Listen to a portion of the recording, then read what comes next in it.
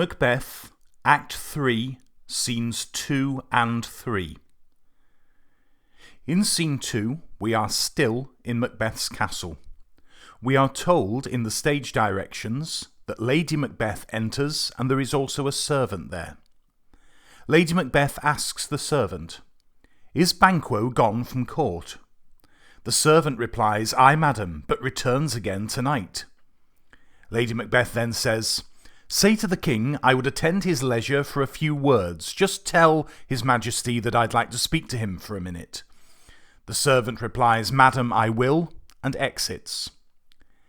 This little exchange between Lady Macbeth and the servant isn't really of any great significance.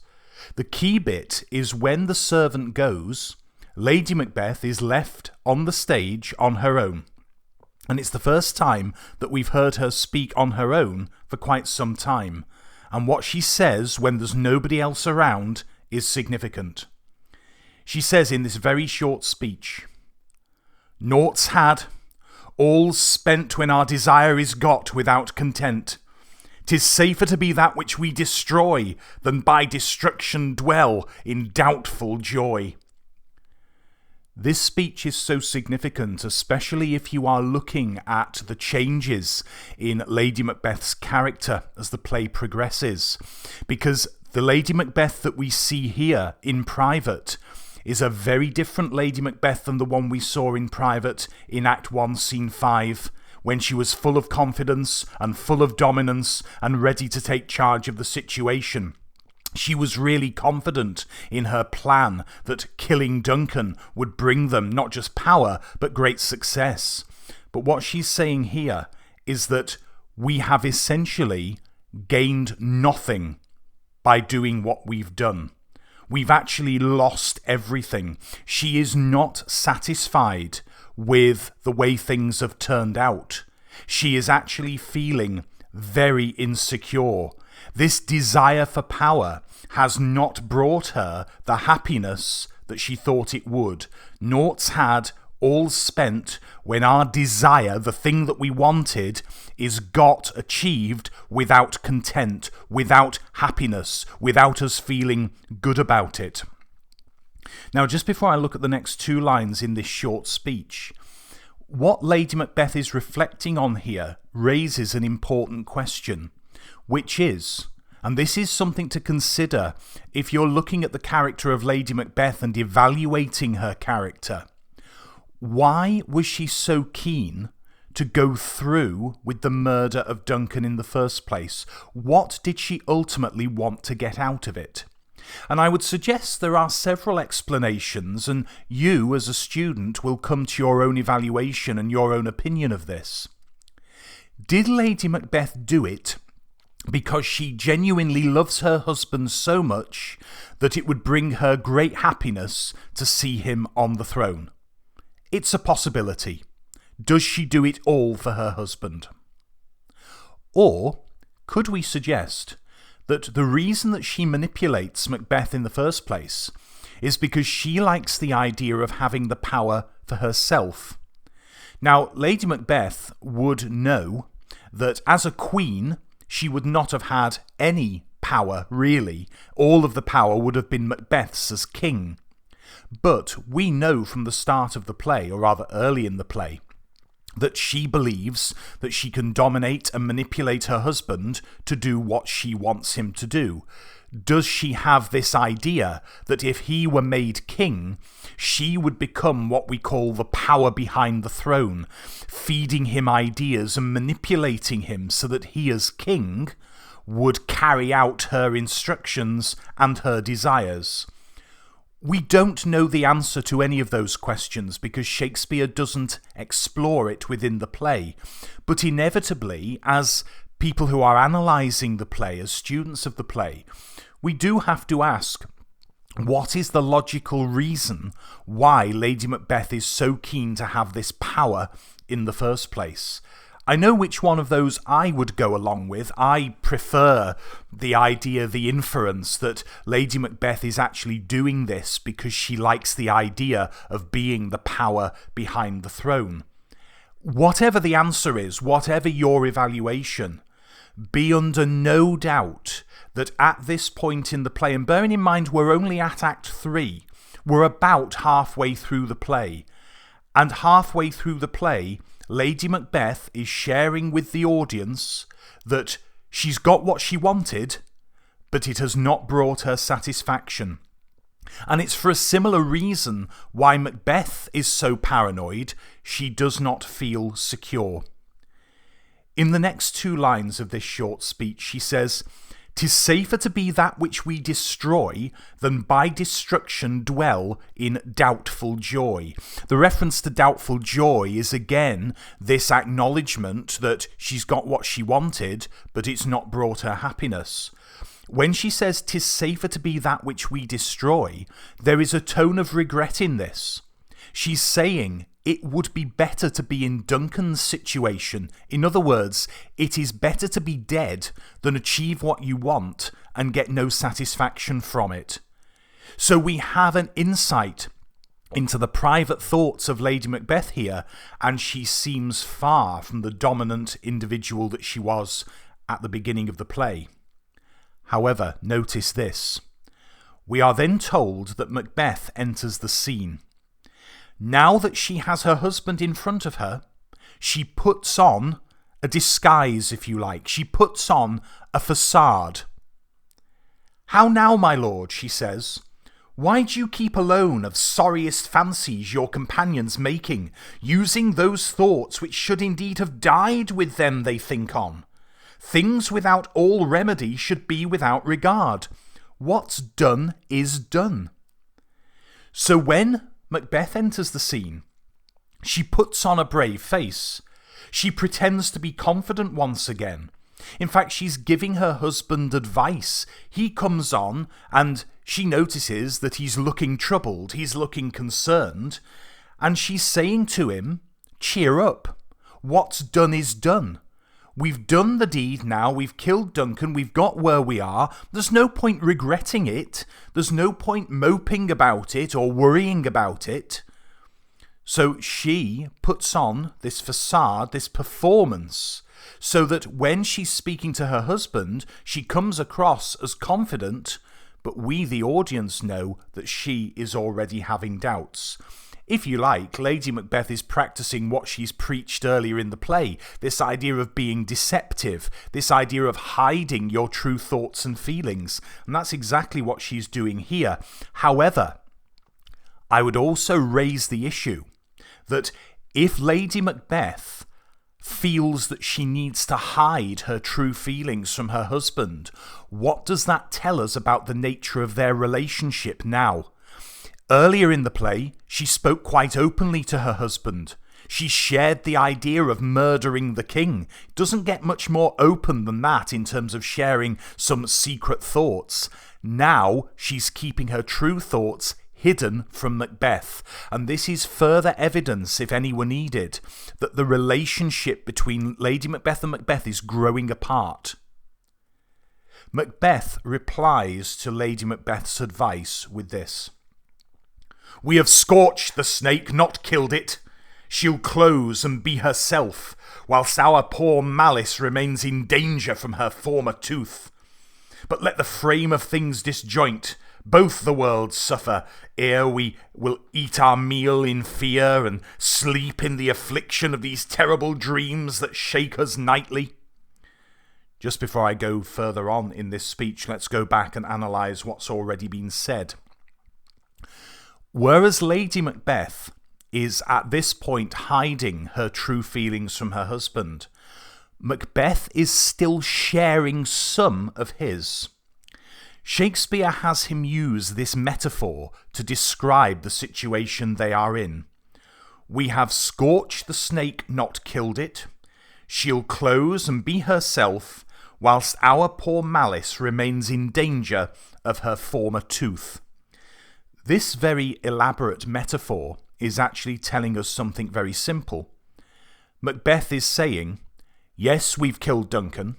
Yes, we've got what we wanted, but we are in danger. We are far from secure. So what's the metaphor all about? What's this business of we have scorched the snake, not killed it? Scorched means to wound in some way. stab, for example.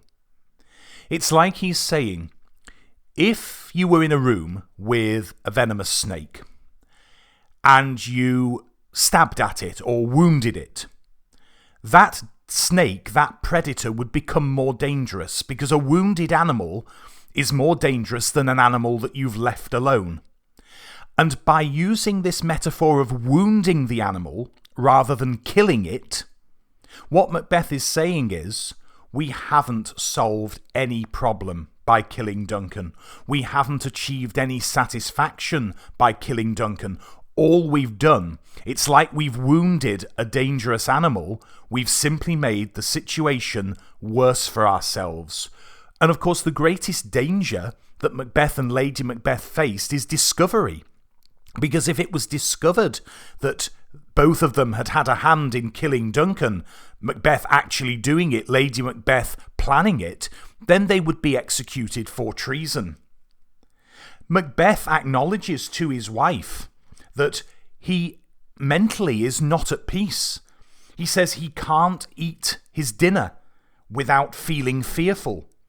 He can't sleep at night because he's afflicted by terrible dreams, nightmares, which he says shake us nightly. So Macbeth is still being plagued by these nightmares. He is not at peace in his own mind. Then, without realizing it, Macbeth says something which is almost identical to what Lady Macbeth said only a few lines ago. Macbeth says, "Better be with the dead, whom we, to gain our peace, have sent to peace, than on the torture of the mind to lie in restless ecstasy." So this is Macbeth saying, do you know what? I actually envy Duncan. It would be better to be dead than to be constantly afflicted by these nightmares and these feelings of insecurity. He goes on further. Duncan is in his grave. After life's fitful fever, he sleeps well. There is almost a tone of envy in what Macbeth is saying here. Macbeth envies Duncan for being dead because when you're dead, you're at peace. You can't be afflicted by troubles and turmoil anymore. He then says this, "Treason has done his worst. Nor steel, nor poison, malice domestic, foreign levy, nothing can touch him further." So what Macbeth does here is he lists all of the things that Duncan, being dead, has now escaped from. Steel and poison. Duncan's dead, which means he can't be killed again, so he's got no fear of violence. The implication here, of course, is that one of the things that Macbeth fears is violence that he will then suffer. Steel, of course, the idea of being stabbed or killed in battle. Poison, killed stealthily.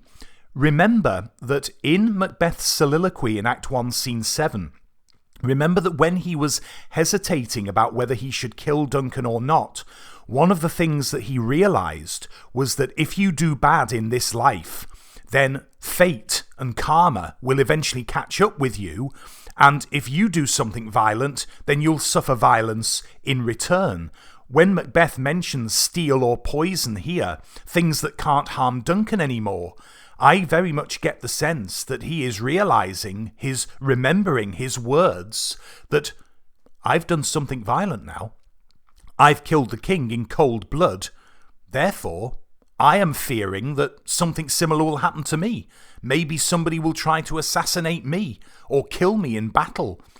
So therefore, Macbeth's fears of death, they are things that Duncan no longer has to worry about.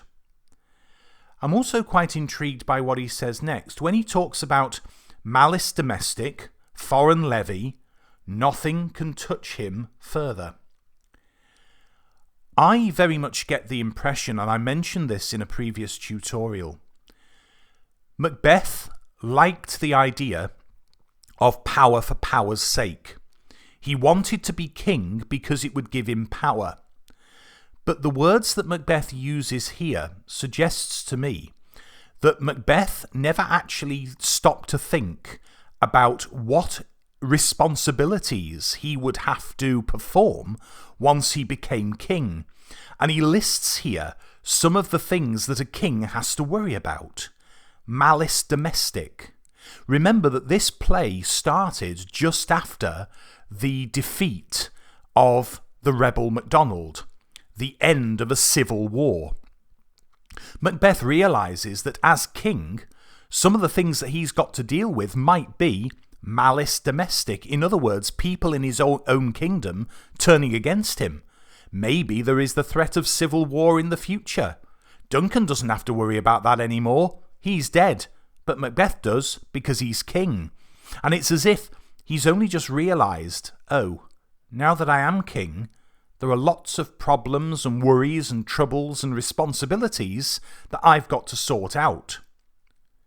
When he mentions foreign levy, this again recalls something from the start of the play. Remember, straight after the rebellion and the civil war, there came an invasion from the King of Norway. Foreign levy is Macbeth realising that one of the things he may have to face as king is an invasion from a foreign power. That's another responsibility that he hadn't really considered when he wanted to become king. And then we get that tone of regret. Nothing can touch him further. Again, almost envying Duncan being dead, because Duncan no longer has to worry about the troubles, trials and tribulations of life. Putting on that facade of confidence once again, Lady Macbeth tries to take control of the situation. She gives Macbeth an instruction. Come on, gentle my lord, sleek o'er your rugged looks, be bright and jovial among your guests tonight. Remember that this act is moving towards a celebratory feast, a celebratory banquet, celebrating Macbeth's coronation.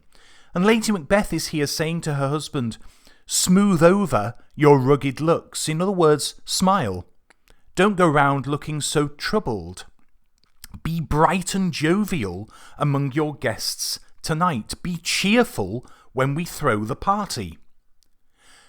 But I want you to notice something here. Remember that in the early part of the play, when Lady Macbeth gave Macbeth instructions, he listened. Now, I want you to notice that roles have reversed. Whereas earlier in the play, Macbeth did not give Lady Macbeth commands or instructions, he does now. He says to his wife, so shall I, love? Yes, indeed, I will. Pretend to be bright and jovial among our guests tonight. And so I pray be you. Let your remembrance apply to Banquo. Present him eminence, both with eye and tongue. Macbeth here gives Lady Macbeth the very clear command, I want you to look after Banquo at tonight's feast. I want you to pay particular attention to him. So here is Macbeth commanding Lady Macbeth to do something, but there is dramatic irony here, because we, the audience, already know that if Macbeth's plans go as they should, Banquo will not make the feast because he'll be dead. So we actually see Macbeth deceiving his wife, telling her to look after somebody that he plans will not be making the feast in the first place. He goes on. Unsafe the while that we must lave our honours in these flattering streams, and make our faces vizards to our hearts, disguising what they are. He mentions again this fact that because we feel insecure, and when he says we and our, he's not talking about Lady Macbeth because he doesn't know her private thoughts. Remember, he's the king, so he uses the royal we. So that's we and our when he's referring to himself. Because he's feeling insecure, one of the ways in which he thinks he can buy security is by flattering people, particularly those that he might be in some way suspicious of. We have become very familiar, if we've been paying attention, which of course we are, we will be very familiar by this point in the play of images, symbols, and metaphors that hint at some form of disguise and deception. Macbeth says to Lady Macbeth that at the feast they need to make our faces vizards to our hearts, disguising what they are. If you can picture a helmet of a suit of armour, if you think back to medieval suits of armour, you'll know that the helmet has a visor. That's that piece of metal that a knight would pull over their face in order to protect their face. Of course, if you pull a visor down, and you have visors on motorbike helmets today, of course, if you pull a visor down, you can't see the person's face. That's what Macbeth is referring to when he mentions the vizard, the visor to a helmet. It's another of these metaphors which conveys the idea of disguise, hiding something. In fact, Shakespeare makes this metaphor very clear when he has Macbeth talking about disguising what's in their hearts, concealing their true feelings. Lady Macbeth says, "You must leave this." Do you notice how little Lady Macbeth is saying in this scene so far? Most of what she has to say is really relatively short. That's very different from Act 1, Scene 5, when she did most of the talking, dominating the scene, and Macbeth kept quiet. Now, once again, there's been a role reversal. Lady Macbeth's words are not having much effect on her husband. She's just said to him, "You must leave this." In other words, stop thinking about this. And Macbeth says, "Oh, full of scorpions is my mind, dear wife." Another interesting metaphor. It's one of my favourite quotations in the play, and it's an easy one to remember. I would suggest it can be interpreted in two ways. This idea, this image of having a mind full of scorpions, in other words, his head is full of thoughts which harm him, hurt him, sting him in some way. The scorpions act as metaphors for Macbeth's troubled thoughts. But I also interpret it a different way. And again, it's down to you when you're doing your evaluation which you're more inclined to go with. The idea of your mind being full of scorpions, does that suggest that Macbeth is already having not thoughts that necessarily harm him, but harmful thoughts? These scorpions, are they plans and plots to hurt and injure other people? The reason I raise that is because we already know that Macbeth has already set in motion a plan to harm somebody else. He's already sent the murderers off to kill Banquo. The key trouble, the key scorpion in Macbeth's mind is shared with Lady Macbeth here. "Thou knowest that Banquo and his fleance lives." To which she replies, and she's trying to reassure him, "But in them nature's copy's not etern." In other words, if for whatever reason Banquo and fleance are troubling you, they're not immortal. In them nature's copy is not etern. They won't live forever, you know. So if they are troubling you in some way, don't worry about it. Then Macbeth replies, "There's comfort yet. They are assailable. They can be killed. Then be thou jocund. Right then, let's be happy. Ere the bat hath flown his cloistered flight, ere to black Hecate summons the shard-born beetle, with his drowsy hums hath rung night's yawning peal, there shall be done a deed of dreadful note." At the end of this speech, Macbeth hints to his wife that he's planning something.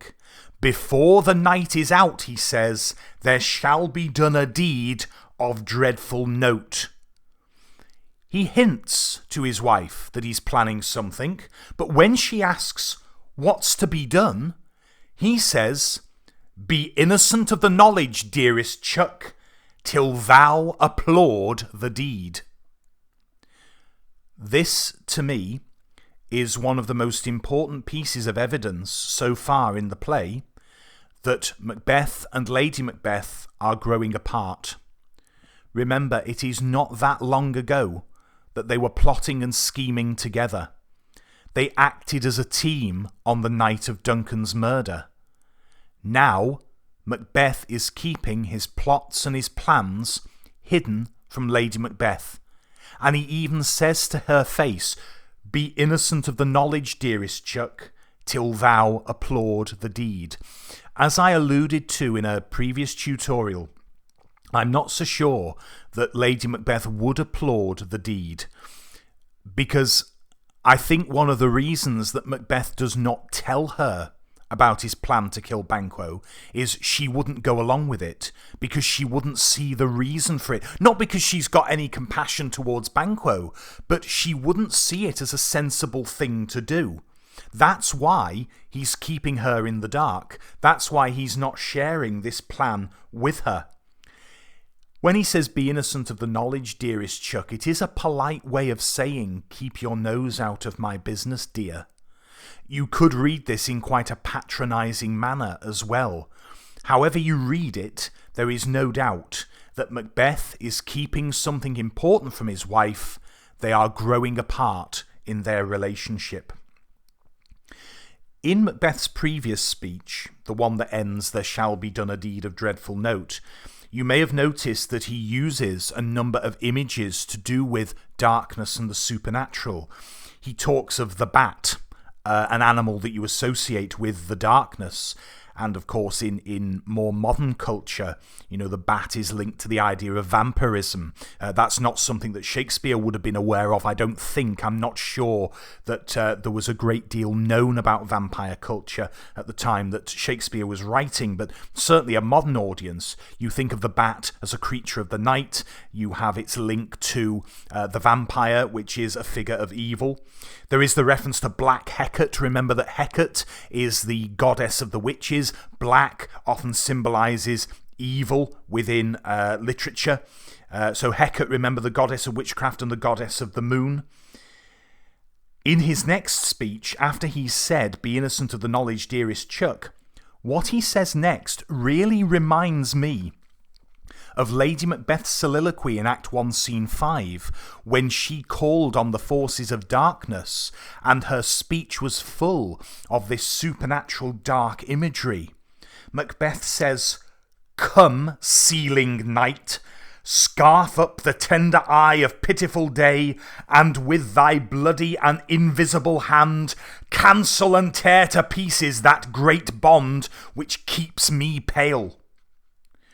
When he says, "Come, sealing night, scarf up the tender eye of pitiful day," that is very reminiscent of Lady Macbeth's "Come, thick night, and pall thee in the dunnest smoke of hell" from Act 1, Scene 5. When Macbeth uses this imagery of calling on the darkness, the reason he wants it is he wants the darkness and the supernatural, in a way, to help him cancel and tear to pieces that great bond which keeps me pale. There's a very violent image here, the idea of tearing someone to pieces, because the great bond which he says keeps him pale, that great bond is the relationship between Banquo and Fleance. What he's asking for here is for night, darkness, to cover the scene of Banquo and Fleance's murder, that, as we know, Macbeth himself is not going to carry out, but that he's sent his murderers to do on this very evening. Notice how, as this scene comes towards its conclusion, Macbeth's speech continues to make reference to the supernatural and forces of darkness. Light thickens, in other words, it's getting darker, and the crow, another bird which is black and often seen as associated with evil, the crow makes wing to the rooky wood, quite literally the wood in which rooks live. Rooks and ravens and crows all look very similar. They are all those black feathered birds with the long hooked beak. There is something quite malevolent in their appearance. By mentioning the rooky wood, what Macbeth is saying here is not just the wood in which these rooks live, these birds associated with evil, but because these are black birds, he's making reference to the darkness of the wood as well. Good things of day begin to droop and drowse, whiles night's black agents to their praise do rouse. Thou marvellest at my words, but hold thee still. Things bad begun make strong themselves by ill. So prithee, go with me. Something very significant is happening here. As Macbeth is stood there, name-checking all these agents of darkness and creating this bleak and supernatural image, Lady Macbeth is stood there looking amazed. I would go so far as to say looking horrified. And the very best versions of Macbeth that I've seen have the actress playing Lady Macbeth looking at her husband while he's saying this, with a look on her face that suggests, what on earth have I done? What sort of monster have I created? Macbeth notices that Lady Macbeth has this stunned expression on her face because he says to her, "Thou marvellest at my words. You are looking amazed at my words." But this isn't amazed in an awe-inspiring sense. This isn't amazement looking at somebody and thinking it good. This is Lady Macbeth looking at Macbeth with this horrified expression on her face. To conclude this scene, there is a really important quotation from Macbeth, another one of those that you should commit to memory. Things bad begun make strong themselves by ill. In other words, evil deeds that we have already committed will be made stronger and our position will be made more secure by doing more evil things. We've started doing evil, so we will continue to do evil because it will make our position stronger. This line is so important because remember that at the beginning of the play, and certainly in Act 1, we've got Macbeth hesitating about doing evil. Now we've got to the stage where Macbeth is saying to his wife, we've got to carry on doing evil in order to make our position stronger and more secure. At the end of the scene, when he says, "So prithee go with me," although that reads as, "Please come with me," it's actually a demand. Macbeth is the one in control of this relationship at this point in the play. Things have changed significantly from earlier in the play as far as Macbeth and Lady Macbeth's relationship goes. We'll move straight on to analysing scene 3 here, because it's a very short scene, and it's the scene that deals with the murder of Banquo. We're told in the stage direction that we are some distance from Macbeth's castle. Enter 3 murderers. Now remember, there were only 2 murderers in the previous scene. A third one appears to have appeared from nowhere. And that attracts the first murderer's attention, because the first murderer says, "But who did bid thee join with us? Who told you to join in with us?" And the third murderer says, "Macbeth." The second murderer says, "He needs not our mistrust, since he delivers our offices and what we have to do to the direction just." The second murderer is saying here, why on earth has Macbeth hired a third murderer? He could have trusted us. What's the problem? Why has he sent you along as well? The reason this is important is that it's demonstrating further Macbeth's paranoia. It's as if Shakespeare's encouraging us to think, Macbeth sends off these 2 murderers and then thinks, I better send the third one just in case they get it wrong. He is so desperate to have Banquo and Fleance killed that, having engaged 2 murderers initially, he sends a third one along just to be absolutely sure. Further example of his paranoia. The first murderer says to the third murderer, "Then stand with us. The west yet glimmers with some streaks of day, so it's sunset. Now spurs the lated traveller apace to gain the timely inn, and near approaches the subject of our watch. So Banquo will be on his way soon." I am always intrigued by when the first murderer says, as it's sunset and it's getting darker, it's the time of day when the lated traveller, so a traveller who is out late, is looking for accommodation for the night. He mentions gaining the timely inn, getting to somewhere you can stay overnight. The reason that attracts my attention is because I think it lends further evidence to this idea that Banquo and Fleance have not just gone out riding for fun. Banquo is actually leaving Scotland. He's fleeing Scotland. And as it's getting darker, he's not returning to the castle as he said he would. He's actually trying to escape. And of course, he is one of these late travellers who will need this nighttime accommodation. I just think it adds further weight and further emphasis to this idea that Banquo never intended to return to the castle because he no longer trusts Macbeth. The third murderer says, "Hark, I hear horses." He can hear the horses coming. Banquo calls out, "Give us a light there, ho! Somebody light a torch or something so we can see where we're going." The second murderer says, "Then 'tis he! Oh look, it's Banquo, it's the one that we want.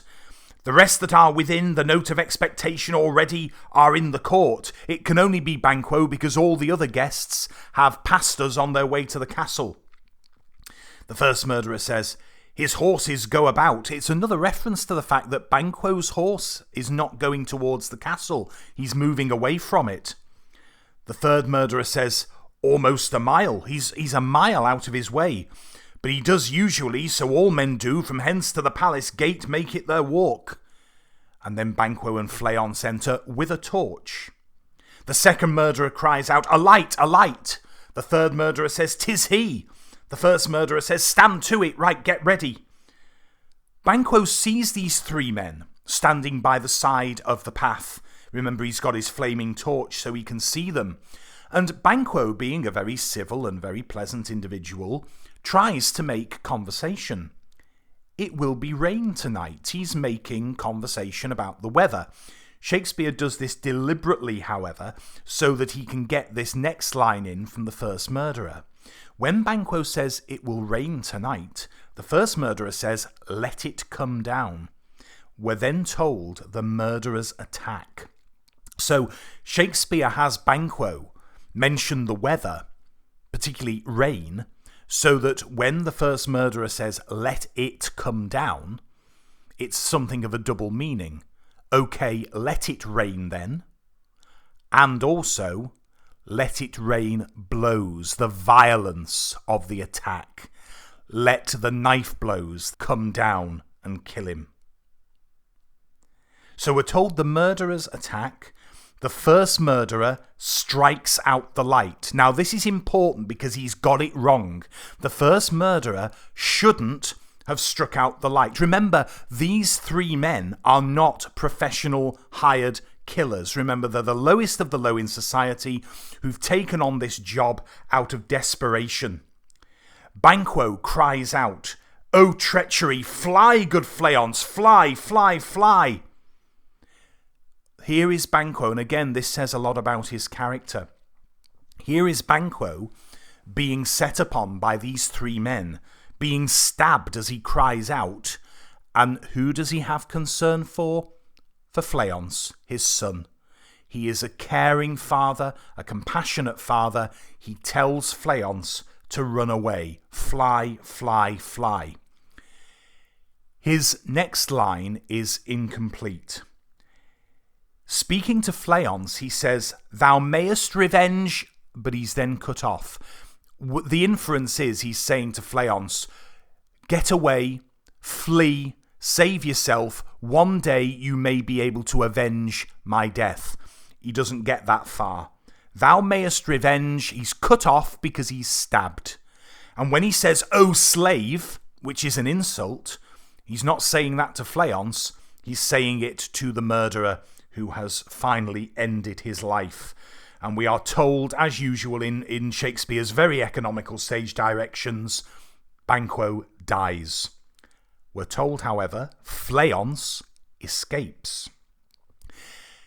Fleance has managed to escape because the first murderer made the mistake of striking out the light, the torch. And the third murderer says, "Who did strike out the light?" The first murderer says, "Was it not the way?" In other words, wasn't that what we were supposed to do? The third murderer says, "There's but one down. The son is fled. We were supposed to kill both of them, but the son's got away. We've only managed to kill one of them." As I mentioned in an earlier tutorial, Shakespeare sometimes gives words of wisdom to the lowly characters in the play. And we've got an example of that here. The second murderer, when the third murderer mentions that Fleance has escaped, the second murderer says, "We have lost the best half of our affair." Remember that Macbeth has been blinded by his paranoia into focusing on Banquo's death when Banquo was never the threat to Macbeth in the first place. If there was ever a threat to Macbeth's position, it was Banquo's son, Fleance, Banquo's children, because remember the prophecy said that Banquo would never be king, but that his sons would be king. Macbeth allows his paranoia to cloud his judgment, but this lowly second murderer realises that actually Fleance should have been the target and the priority of the attack, not Banquo. And it's just Shakespeare getting a little bit of irony in here to show that Macbeth is allowing his judgment to be clouded by his paranoia, or may not even be aware that his judgment is being clouded by his paranoia, and yet a lowly character like the second murderer can see things so much more clearly. The scene ends with the first murderer saying, "Well, let's away and say how much is done."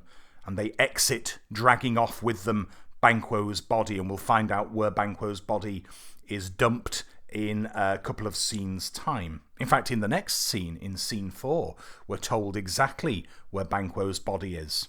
So the first murderer almost sort of shrugs his shoulders and says, "Well, okay, we've done what we can. We'd better just go back to Macbeth and tell him what we've managed to achieve. Well, let's away and say how much is done." In our next tutorial, we'll have a look at Act 3, Scene 4, arguably the most important and crucial scene of this act, what I call the Disastrous banquet scene. So join me for that next time.